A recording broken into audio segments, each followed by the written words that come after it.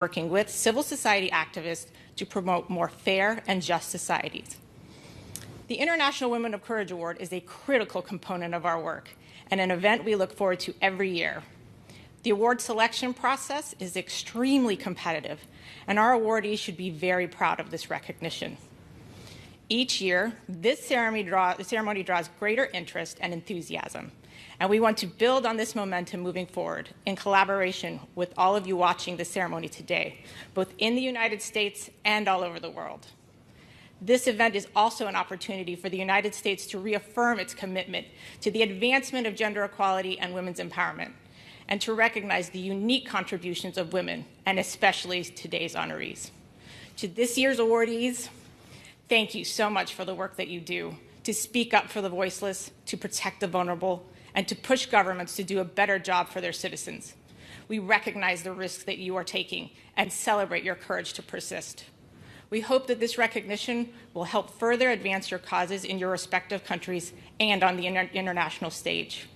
We are so inspired by all of your stories, and while we recognize the challenges to the advancement of women's empowerment continue to persist, we also celebrate the enormous progress that has been made over the last few decades due to the efforts of women like our awardees.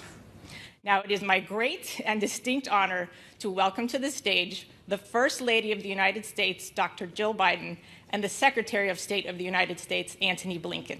Thank you.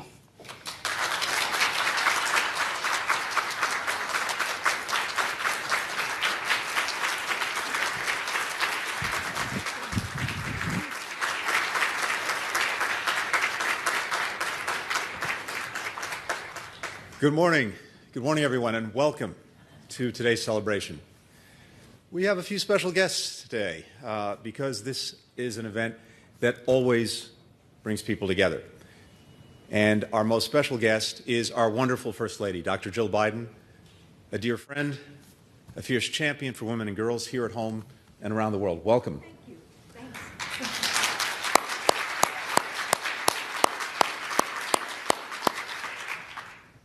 I'm also particularly pleased to welcome our new ambassador to the United Nations, Linda Thomas-Greenfield, who is already doing an outstanding job representing America's interests and values to the world.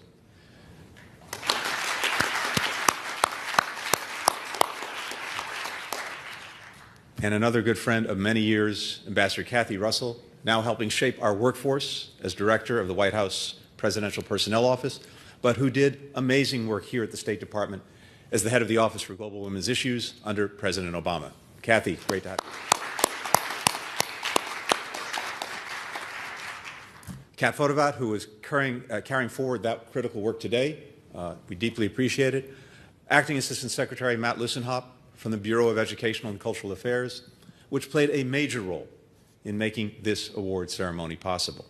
And from the First Lady's office, Ambassador Julissa Reneso, now the First Lady's Chief of Staff, and former Deputy Assistant Secretary of State Mala Adiga, now the First Lady's Policy Director. It's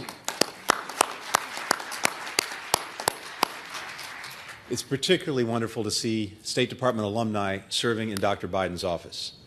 And it's another reminder of how our work at home and around the world is entwined. Of course, our most important guests today are our honorees, the 2021 Women of Courage. We wish they could join us in person today. But even via video, it's still a pleasure and an honor to celebrate these extraordinary women. For 15 years, the State Department has given the International Women of Courage Award to women around the world who have shown exceptional strength and leadership in advocating for peace, justice, human rights, and gender equality, often at great risk to themselves. The women we honor today have endured violence, death threats, imprisonment, and police harassment because of their work. Some have fled their homes. Some have fled their countries. They deserve our support and recognition. And they remind us of something we must never forget, that it is often women who lead the charge for human rights, democracy, and justice, including in places where women hold much less than half of the political, economic, and social power. And it's often women and girls who are the most vulnerable to human rights abuses. That's why the equal rights and dignity of women and girls is a foreign policy priority for the United States. When we design our foreign policy with the rights and needs of women and girls in mind, our policy is more effective, more humane, and more likely to make a lasting difference in people's lives. And when we support women, we can help foster change on a much broader scale, because it's often women doing the hard work to make that change happen. That's certainly the case with today's honorees. And so, without further ado, here are this year's Women of Courage. First, Maria Kalnesnikava is a democracy activist in Belarus. Ahead of last year's presidential election, she mobilized women across the country to protest the rule of Alexander Lukashenko, Europe's last dictator. She's absent from the screen today because she's sitting in a Belarusian prison. The United States will continue to call for her unconditional release and for the release of all political prisoners in Belarus. Maximilian Ngo Embi is a human rights activist in Cameroon. She's worked to bring an end to years of violence between the government and separatists and to hold security forces to account for abuses against civilians. Wang Yu is one of the most prominent human rights lawyers in China. She's represented cases involving abused children, ethnic minorities, women and religious adherents, and her work has brought government pressure on her through today. We've not been in regular communication over the past 2 days. We're concerned because we know that she wanted to attend today's ceremony. We'll be following up and, if necessary, speaking out on her case. Mayerlise Angarata has been instrumental in the implementation of the peace accord in Colombia. Her relentless engagement has brought government and civil society groups together to stop violence and narco-trafficking. Julian Lusengui has led the fight against sexual and gender-based violence in the Democratic Republic of the Congo for more than 40 years, founding the country's leading NGO and helping achieve international agreements against sexual violence in war. Erica Ifan is a trial judge in Guatemala's high-risk criminal court. She regularly faces threats and harassment as she presides over high-profile corruption and war atrocity cases. Shorey Bayat is a referee of international chess tournaments, and she was photographed at a competition in China last year without her hijab visible. There was an outcry in her home country of Iran. She sought refuge in the United Kingdom, and now she is a leading voice for women's rights in Iran. Phu Phulang led the movement in Burma to preserve the independence of universities and protect the teaching of ethnic minority languages. Her NGO builds ties among young people across ethnic and religious groups. Muskan Khatun is a 16-year-old from Nepal who survived an acid attack after rejecting a boy's advances. Thanks to her courageous activism, there are now stronger penalties for acid attacks and regulations on the sale of acids in Nepal. Zahra Mohammed Ahmed is a lawyer in Somalia who fights for survivors of sexual and gender-based violence, internally displaced people, and refugees returning home, some of the most vulnerable people in one of the most dangerous places in the world. Ranita Gununaraja is a lawyer who defends minority Muslim and Tamil communities in Sri Lanka, fights for justice for victims of enforced disappearances and prisoners detained for years without charge. Sister Alicia Vacas Moro is a member of the missionary group, the Kamboni Sisters.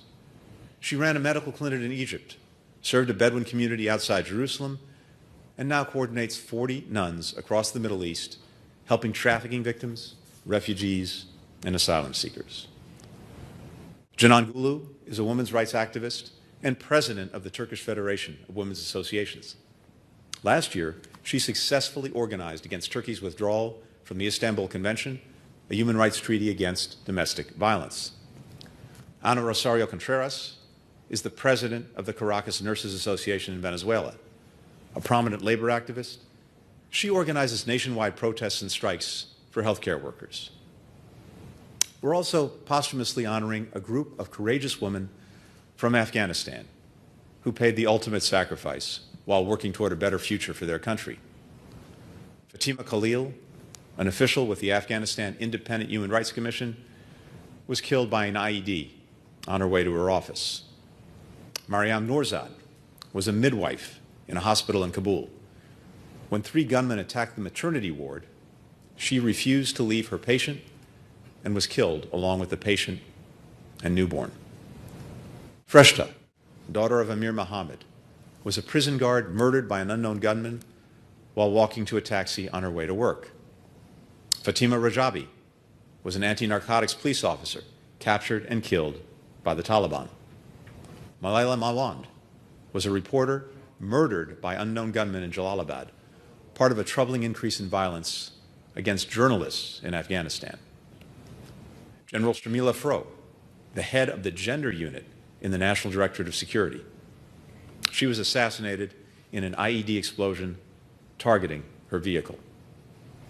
And Freshta Kohistani was a popular blogger and women's rights and democracy activist killed by unknown gunmen near her home in Kapisa province. They represent women and girls across Afghanistan who continue to press on in defense of their hard-won gains and in the face of high rates of violence against Afghan women. Finally, I want to mention a woman we honored in 2012, Samar Badawi of Saudi Arabia, who fought a long battle for legal freedom from her father and became a prominent advocate for women's voting rights. She's been in prison since 2018, along with other women's rights activists, and we join other nations in calling for their release. My deepest thanks to all of this year's International Women of Courage. You're making our world more just, stable, peaceful, and free. The United States is proud to be in your corner. There's no better way to mark International Women's Day than by celebrating you. And now, it is my pleasure to introduce our First Lady, Dr. Jill Biden.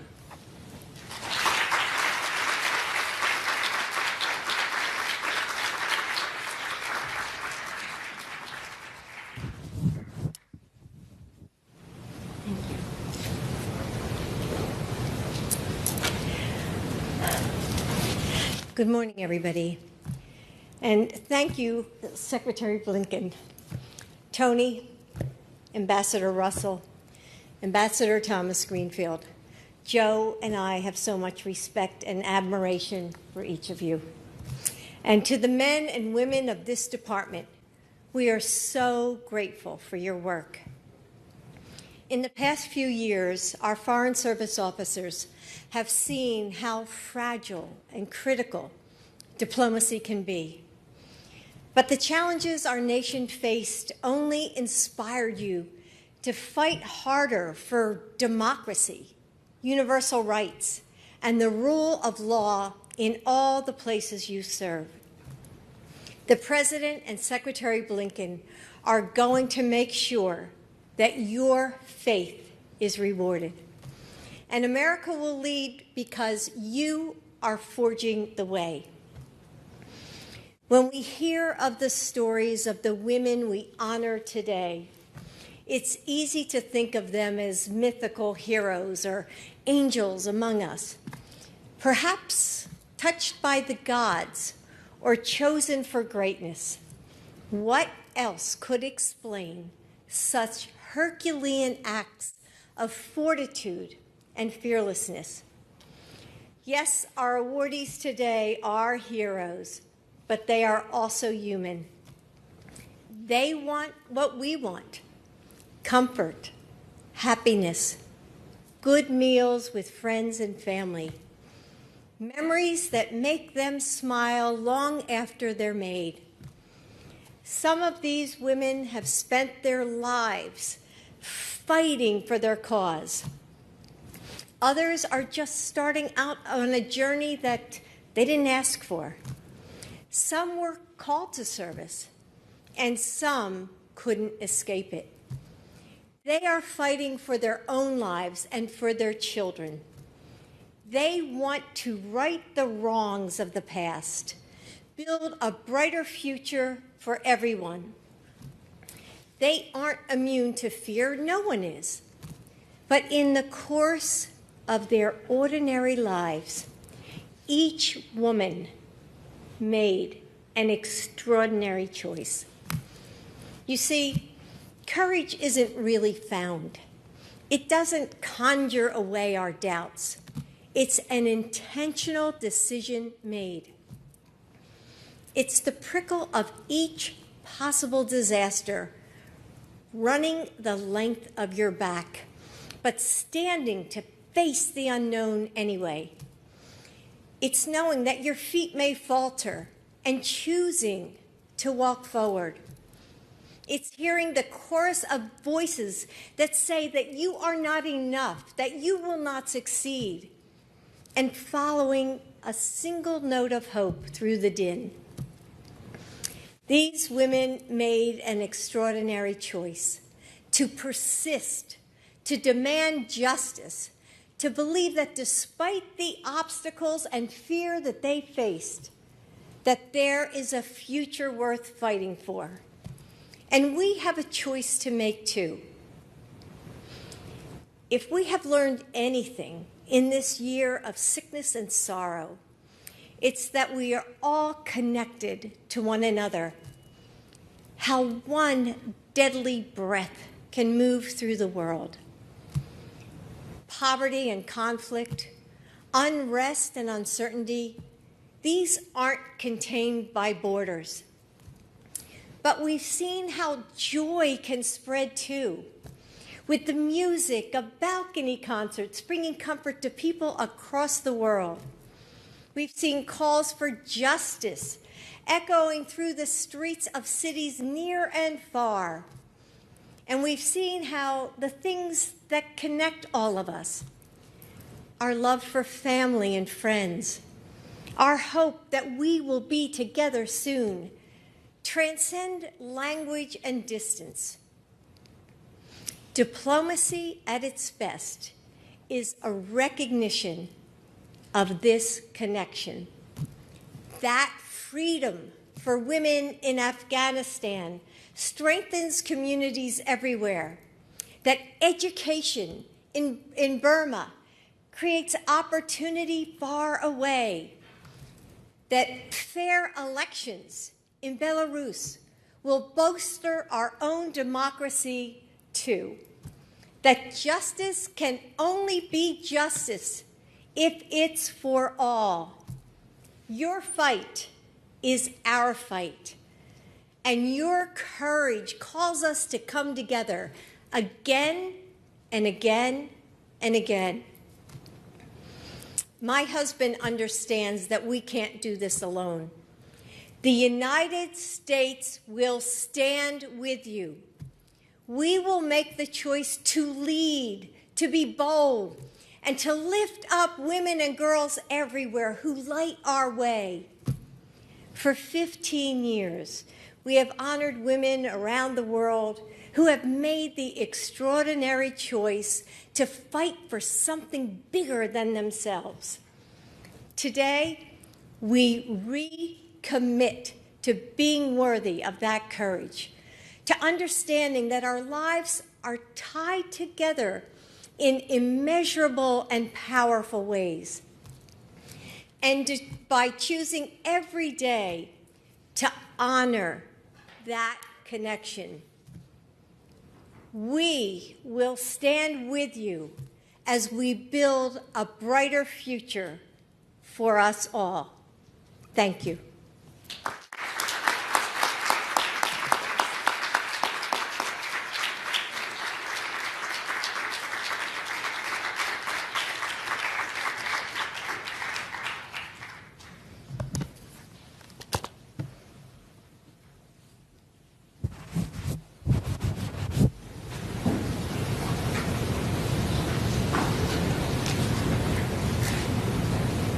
Ladies and gentlemen, please welcome the Director of the White House Personnel Office and former Ambassador at Large for Global Women's Issues, Ambassador Catherine Russell.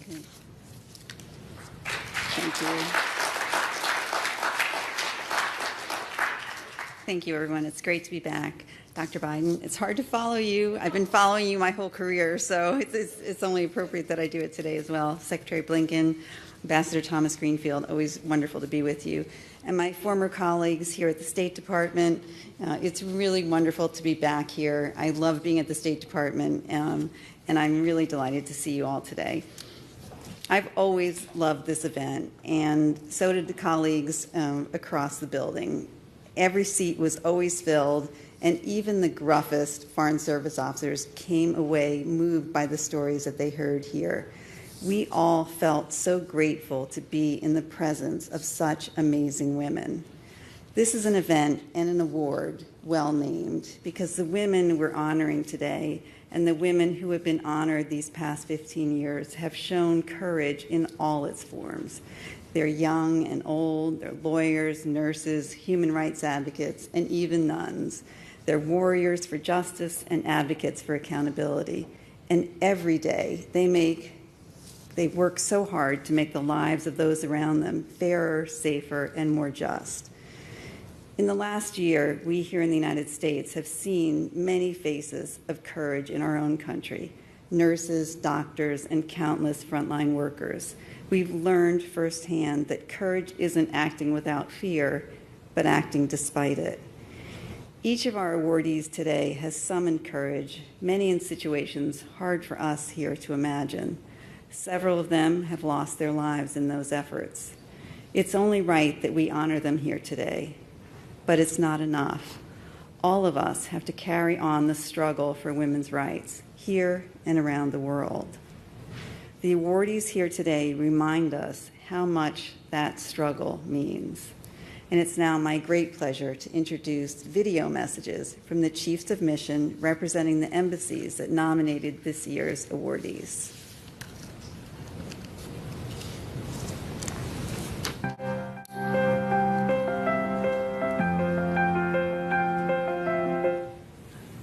Afghan women have shouldered enormous burdens and shown great valor over 4 decades of war. It's my honor today to speak about the lives of 7 of them. They come from different professions and backgrounds. They have in common the bravery that impelled them to change their world and the sacrifice in so doing of their lives. These 7 women are among many in Afghanistan whose sacrifice and courage inspires us all. We honor and remember them. Fatima Natasha Khalil was a widely loved officer with the Afghanistan Independent Human Rights Commission. At age 24, she was killed, along with her driver, in June 2020, when their car was destroyed by an IED in Kabul. Natasha was born a refugee in Pakistan, came with her family to Kabul, and later graduated from the American University of Central Asia in Bishkek. Fluent in 6 languages, she could have gone anywhere.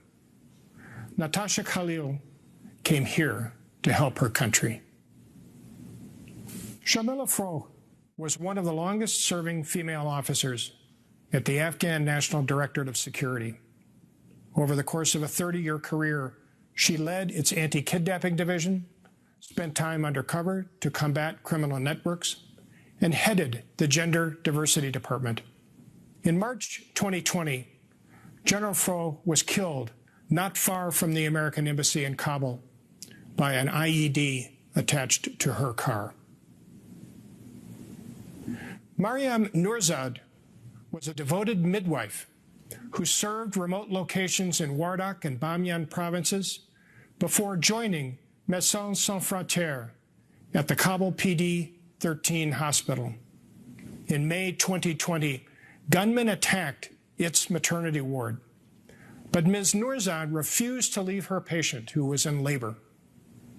They and the newborn baby died in the delivery room, among 24 others who lost their lives that day.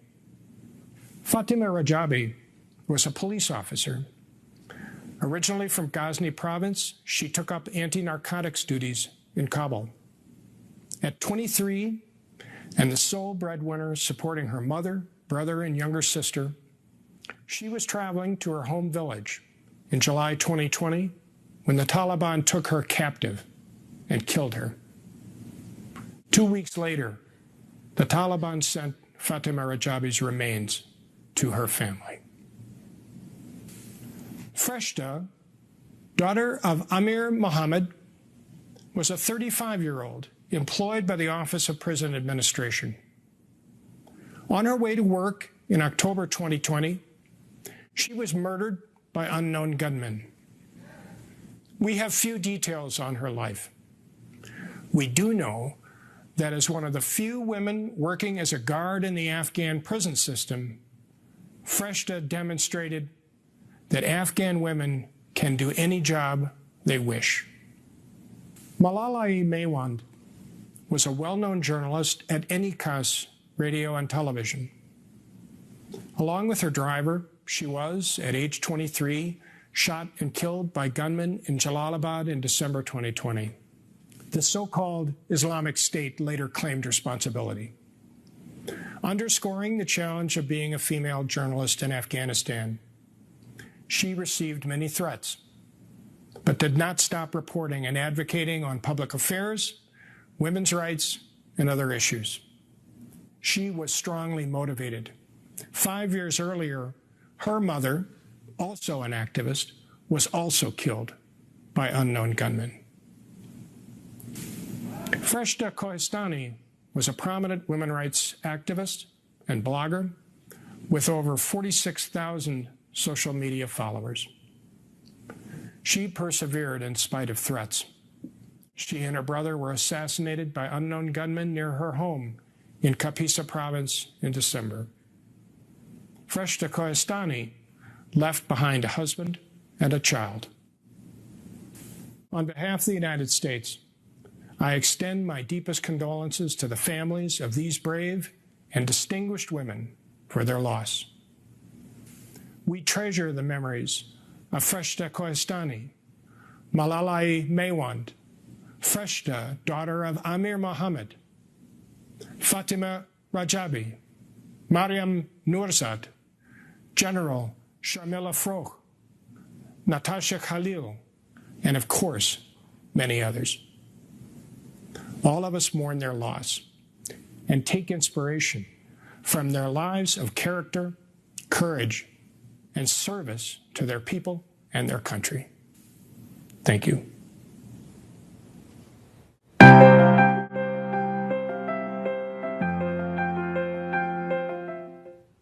It is my great honor to introduce Maria Kolesnikova of the Republic of Belarus as one of the Secretary of State's 2021 International Women of Courage. After the regime excluded 3 leading opposition candidates from the presidential election last summer, the women of Belarus stepped in. Maria, the campaign manager for one of those candidates who was put in jail, served as the organizer and public voice of the candidacy of Svetlana Tsikhanouskaya, the wife of yet another imprisoned candidate. Veronika Tsepkala, the wife of the 3rd candidate, who went into exile to avoid being arrested, also joined the effort. These 3 women became known as the Troika. All 3 deserve recognition as incredibly courageous leaders.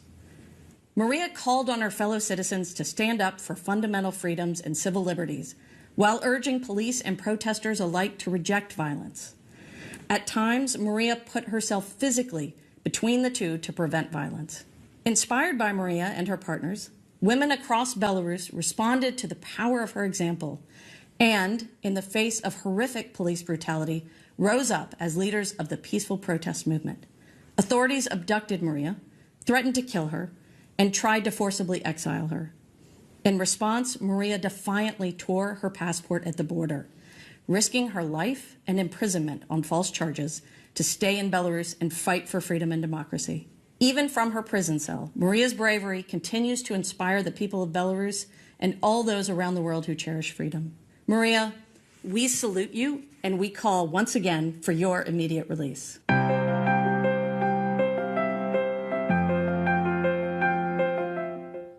I want to express my warmest congratulations to Pyo Pyo Ong for receiving the prestigious 2021 International Women of Courage Award. Pyo Pyo Aung is a fearless and lifelong human rights activist and former political prisoner. Of course, I am taping this message against the backdrop of an unlawful military coup that overthrew the democratically elected government of Burma. Pyo Pyo Aung's work has therefore become even more urgent. The courage and commitment shown by Pyo Pyo Aung and so many others in opposing the coup offer hope for a return to the promise of democracy in Burma at this dark time. Hi everyone, my name is Pyo Pyo Aung. I'm a political activist from Burma.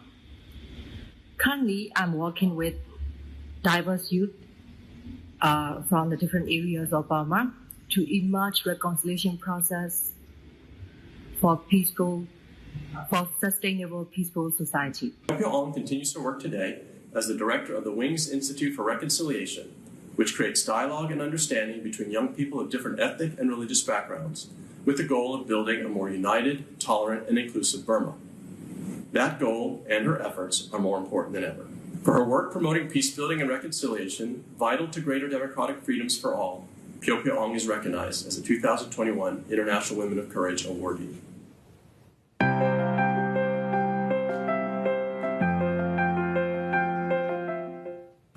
Greetings from Cameroon. My name is Vernelle Trump-Fitzpatrick, Chargé d'Affaires of the U.S. Embassy. It is my honor to introduce Maximilienne Chantal Ngo Mbe, the Executive Director of the Network of Human Rights Defenders of Central Africa. Maximilienne has faced a number of challenges. She has endured physical assault, attempted kidnappings of herself and of her children, arson, burglaries, and smear campaigns. Yet, for 30 years, she has remained steadfast in her commitment to promoting the human rights and political freedoms of others. Maximilienne has fought against everything from detentions of journalists and political actors to abusive treatment of LGBTI people and overcrowding in prisons. Since the start of Cameroon's violent separatist conflict in 2016, with a high toll of civilian deaths and displacement, Maximilienne has tirelessly called for a ceasefire and mediation process, advocated for humanitarian access, and shed light on civilian casualties. She has pressed for accountability of security forces in the context of separatist conflict and in the fight against Boko Haram and ISIS West Africa. When video circulated in 2015 of soldiers shooting 2 women and children in the far north, she was one of the leading voices insisting on accountability. Her tenacity helped lead to the conviction of 4 soldiers in 2020, an example of Maximilienne's perseverance in championing justice under the law and her ongoing contribution to Cameroon's democratic development. I've had the privilege to see firsthand the amazing work Maximilienne is doing. Her commitment to fundamental rights and freedoms in Cameroon is inspiring to us all.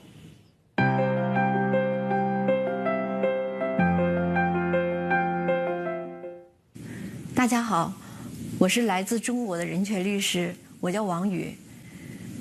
我来自内蒙古，在北京做律师。我因为代理人权案件，2015年开始受到打压，之前被关了1年多，又被软禁了1年多。我作为一个法律人，还是希望能够推进中国的法治建设，也希望能够在中国这个社会上实现人权法治，也实现一个公平和正义吧。从我个人来说，因为2008年，我曾经被司法公检法迫害、打击报复而判刑2年半。之后呢，我2015年也因为代理人权案件，被政府打击报复。另外，我代理的案件过程中，我也看到这种司法的腐败和堕落，因此，作为一个法律人，我觉得我有义务来推进这个法治，所以我也是希望能有更多的人站出来，为中国这个法治和公平正义来呐喊吧。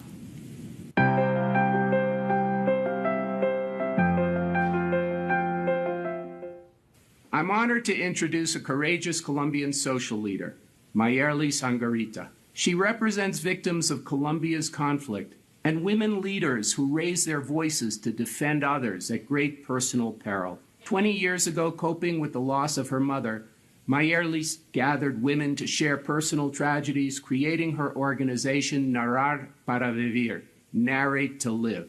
It's now 800 women strong. Mayerlis participated in Colombia's peace talks in 2016, securing women's rights in the peace accord. Today, despite continued death threats and the COVID pandemic, Mayerlis is a powerful advocate for her community and for the protection of women leaders nationwide.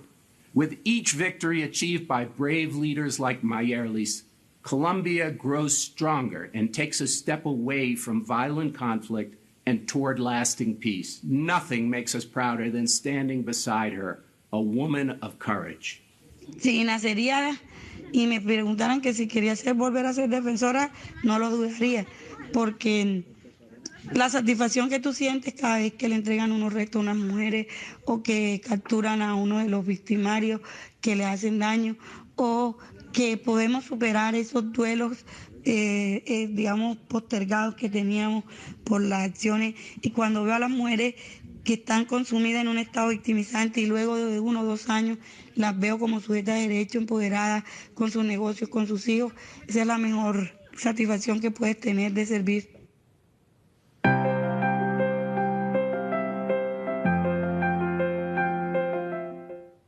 I'm honored today to introduce Julianne Lusenge from the town of Beni in the Democratic Republic of the Congo. She is the DRC's leading activist in the fight against gender-based violence. For decades, Julianne has worked to promote the rights of women and girls in conflict situations. After witnessing the enormous toll that Eastern Congo's violence has had on women and girls, in 2000, she created the group Women's Solidarity for Peace and Integral Development. Despite numerous attempts on her life by armed groups, Julianne's social support program for local women provided holistic care and legal support for hundreds of victims of sexual violence each year and runs social programs that benefit around another 11,000 women and girls annually. Julianne's work has extended far beyond the DRC. Her advocacy in Africa, Europe, and the Americas has championed the rights of survivors. Her testimony and personal knowledge of the effects of gender-based violence were crucial to the drafting of international accords recognizing sexual violence as a weapon of war. Je me dis, on ne peut pas arrêter, on doit continuer, parce que nous savons qu'il faut un jour changer la situation des femmes. Et c'est seulement nous qui changerons cette situation. For her lifetime of work championing the rights of women and girls in conflict situations, Embassy Kinshasa, my team, is privileged and honored to present to you Julianne Lusenge as a 2021 International Woman of Courage.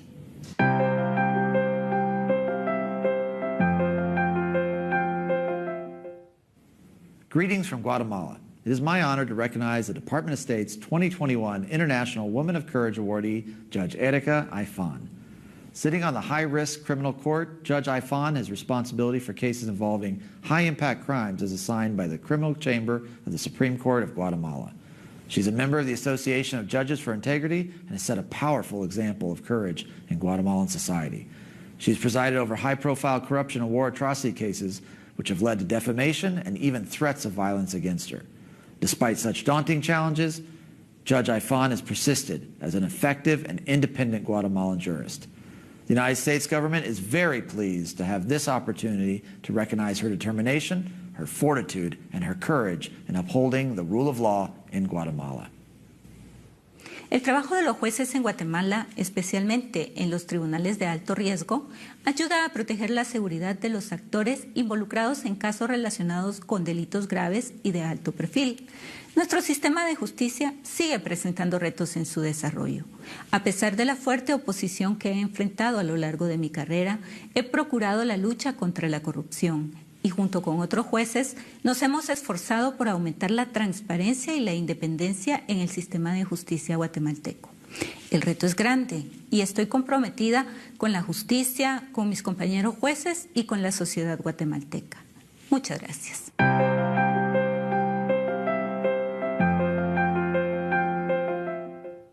Hi, I'm Yael Lempert, the Chargé d'Affaires at the United States Embassy in London. And I know everybody's been watching The Queen's Gambit.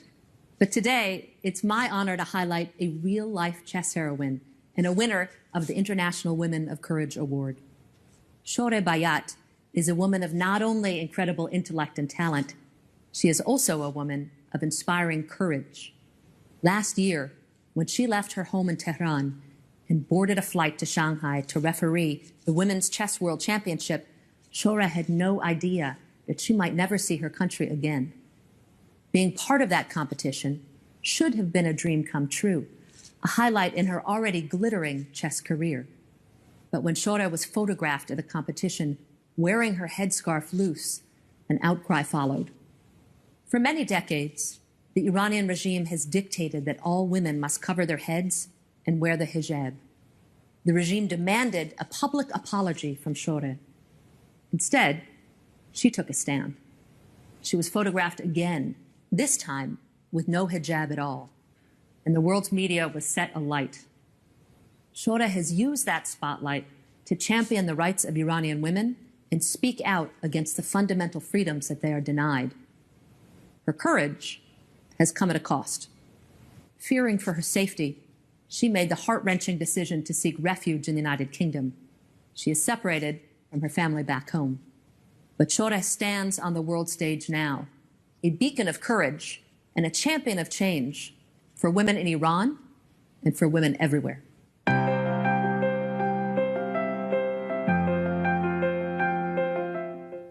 Namaste. Muskan Khatun exemplifies strength, perseverance, courage, and the ability to effect change.